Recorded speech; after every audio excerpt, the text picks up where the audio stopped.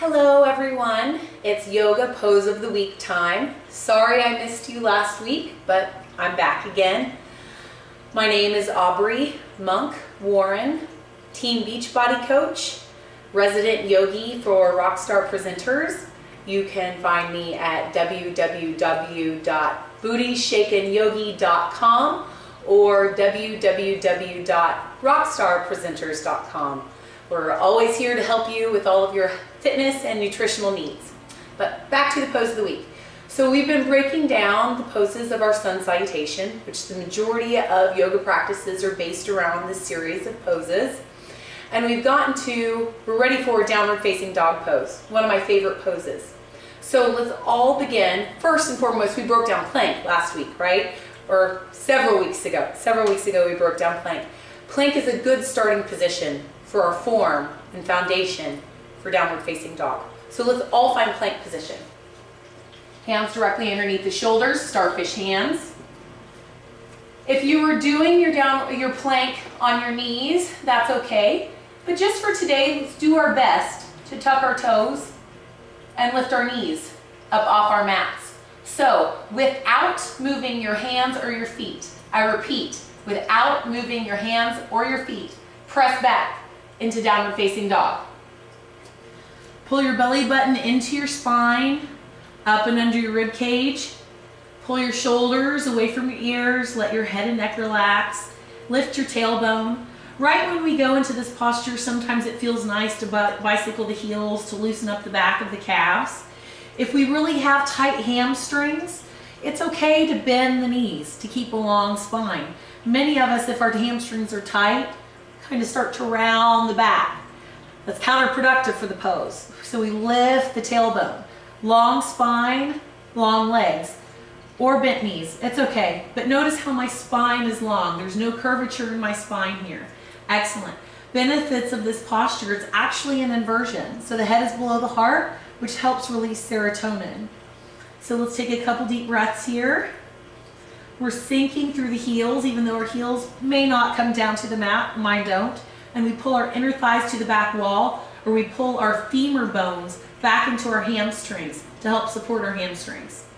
Excellent. So let's add this into our flow. So I'm going to start with modified first. We sit down into our chair. Inhaling mountain pose. Forward folding, swan diving. Offering the heart monkey. Forward folding. Just for today, I'm going to step back into plank. I'm going to lower my knees to the mat for modified plank. Chaturanga, elbows squeeze the ribs. I'm going to go into Sphinx pose this round. Open up the heart. Excellent. Hands come down. Lift up into plank and back into downward facing dog. Looking forward. Hopping or walking forward. Actually, we'll walk forward this time. Bow down and inhale up. I'm going to show you a more advanced option this time. Let's sit down. Inhale, mountain. Exhaling, forward folding. Inhaling, offering the heart, monkey pose. Forward folding. Hopping or walking back to plank. Chaturanga. This time I'm going to find up dog. Remember, cobra is always an option, up dog. And then we flow right into downward facing dog. Smooth transition. Looking forward, hopping or walking forward, forward folding. Bowing down. And inhaling up. Exhale. Excellent. You've done your first sun salutation. We'll add in some other options next week, lunges and so on, but you've done it. You can do a sun salutation now. Yay! Namaste. Let's get into our yoga lesson before we end today. I'm breaking into my Yoga Sutras, going a little bit into the philosophy. As I told you, I think it was last week, maybe the week before, that yoga is getting rid of the mind stuff, right? It's a tool to help you get rid of a lot of the mental chatter. A rockin' body can just be a positive side effect, or what we say sometimes, getting the yoga butt. It's just a positive side effect. But we're going to get rid of the mind stuff. So actually, the third sutra says, then the seer or the self abides in his own nature.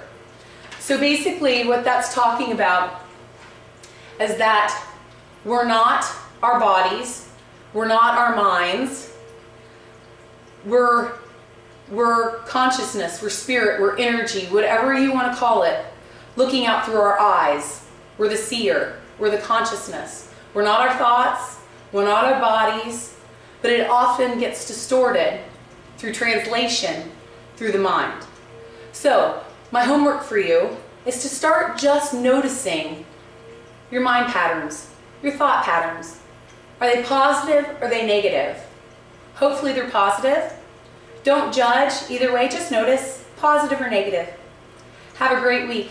Let's end with some alms, okay? Here we go. Eyes open or eyes closed. Inhaling.